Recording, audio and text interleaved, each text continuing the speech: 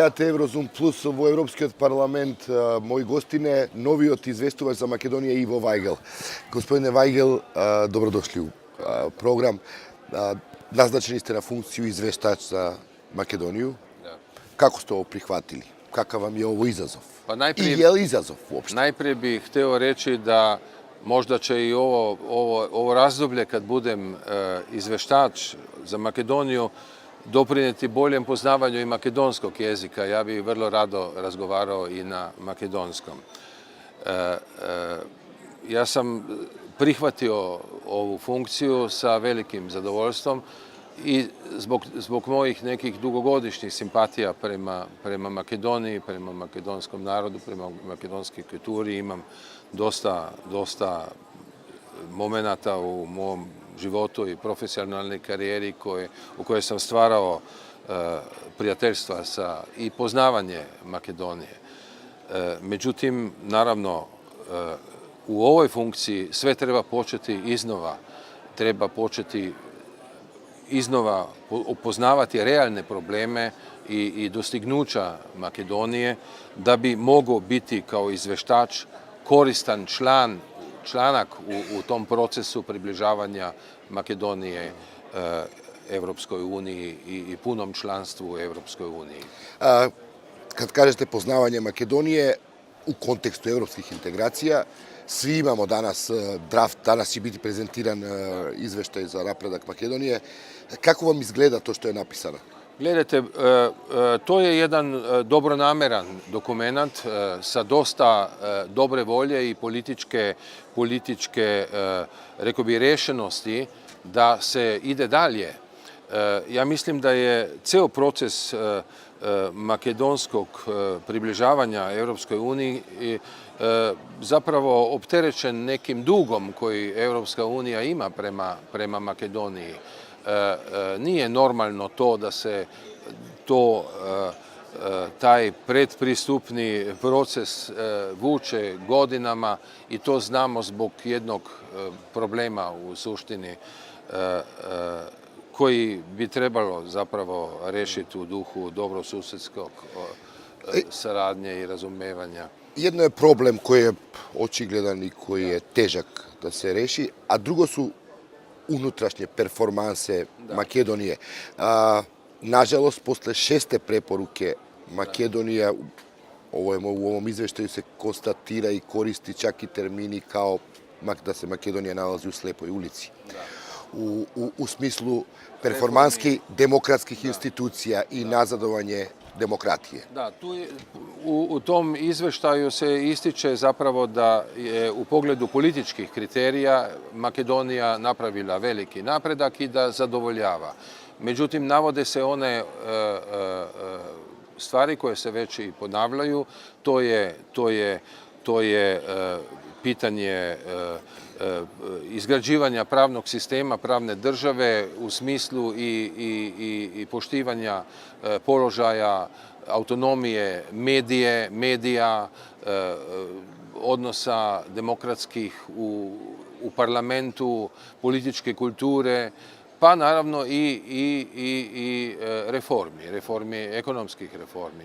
Kako tumačite tu kontraverzu nasuprot ovih preporuka, što bi trebalo značiti ohrabrenje napretka reforma, mi imamo nazadovanje, bar ako pratite izveštaje u sukcesivno ovih 6 godina?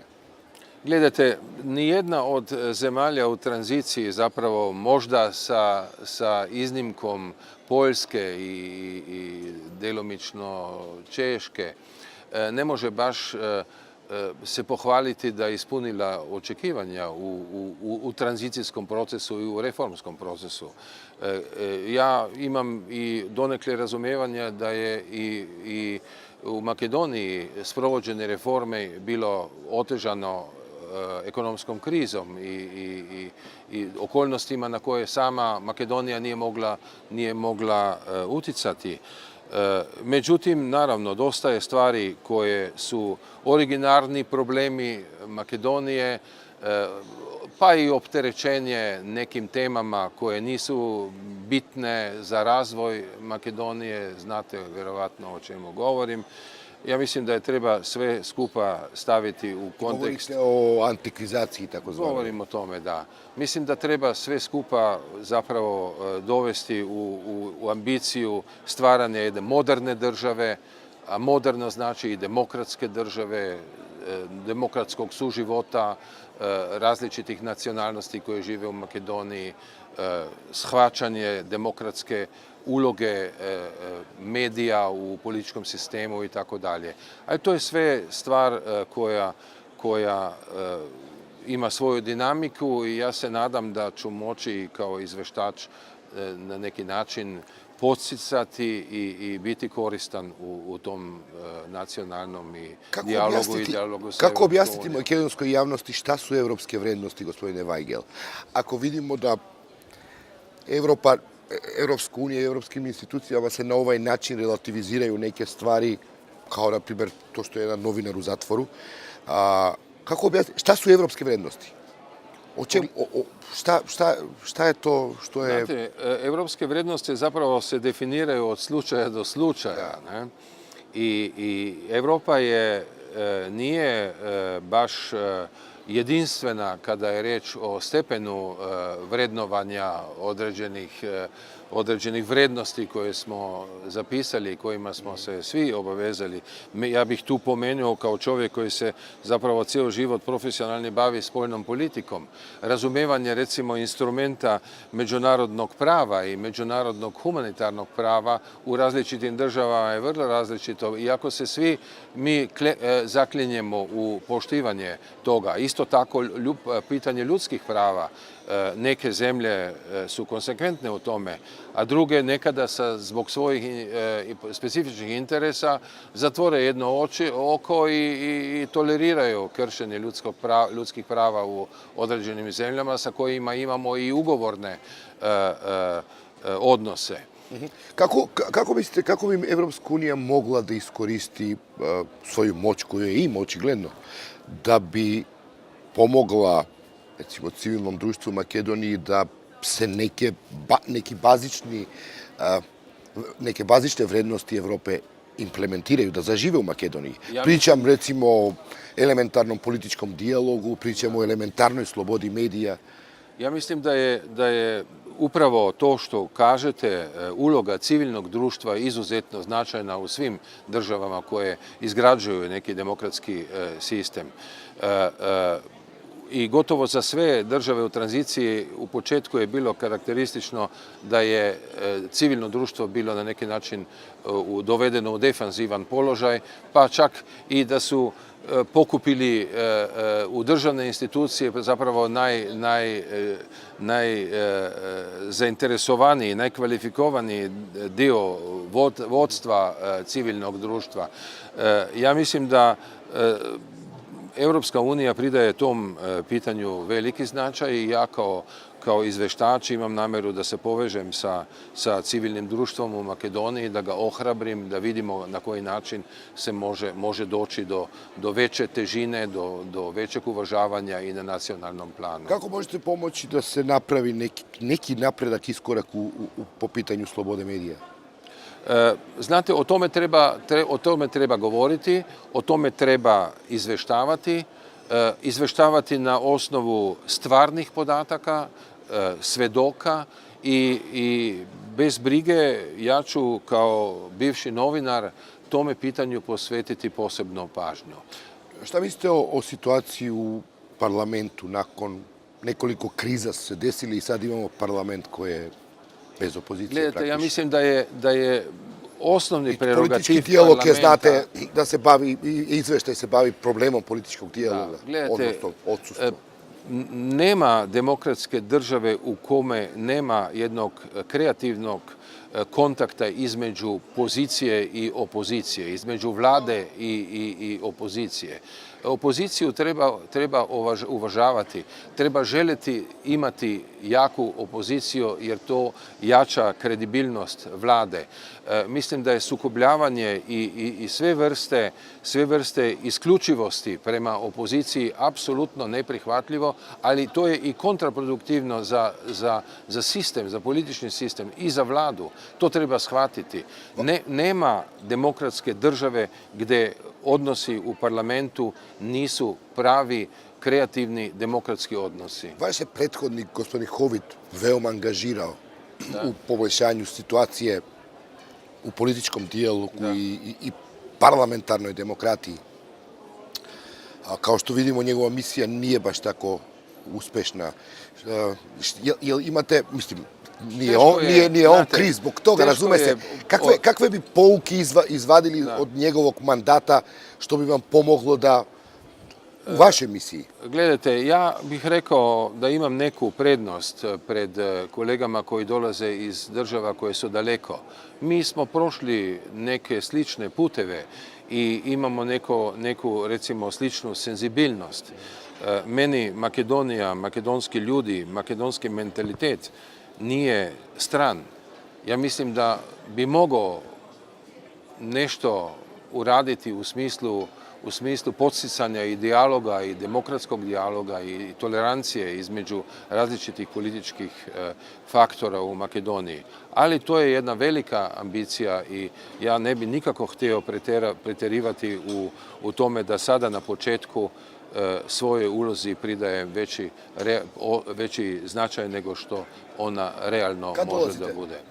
Pa skoro. Sad, čim se tu malo sada konstituiramo do kraja u parlamentu, meni će biti jedan od prvih puteva da dođem u Skoplje. Gospodine Weigl, da li s vašim iskustvom ministra spoljnih poslova, iskusnim diplomatom, da li bi mogli, da li vidite način da pomognete u rešavanju problema s imenom? Pa gledajte, ja ne bih rekao da bi odmah bacio pušku u kukuruz i rekao ja s tim problemom ne mogu da se bavim. Ja želim da se bavim i s tim problemom.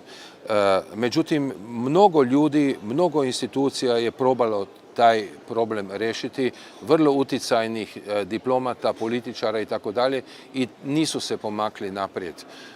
Ja mislim da treba raditi na tome i želio bih da dam neki doprinos rešenju tog problema ako bude ikako moguće.